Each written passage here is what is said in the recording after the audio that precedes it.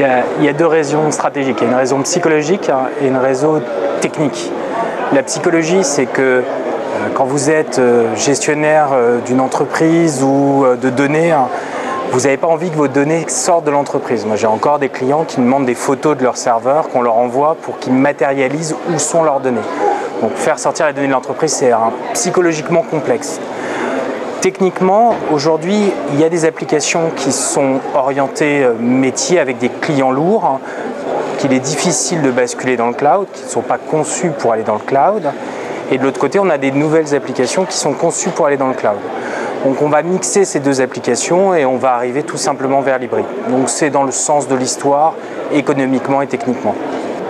La compétitivité passe aussi par la mobilité, c'est-à-dire qu'aujourd'hui, il ne faut pas perdre, alors on change tous les ans, on trouve de nouveaux termes, le big data, le cloud, mais aujourd'hui, il ne faut pas perdre l'usage qu'on a de l'informatique. L'usage qu'on a de l'informatique, il est de plus en plus en mobilité, et si on veut gagner en productivité, en efficacité, il faut pouvoir accéder à son informatique de n'importe où, n'importe comment, que ce soit une tablette, un téléphone, un ordinateur portable, pour pouvoir sortir un devis, consulter une affaire, répondre, être réactif.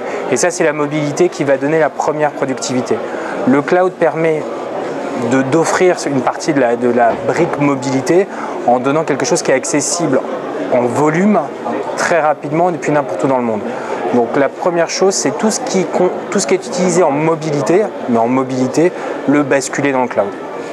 Très sérieusement, on commence à avoir une adoption claire des clients sur le cloud.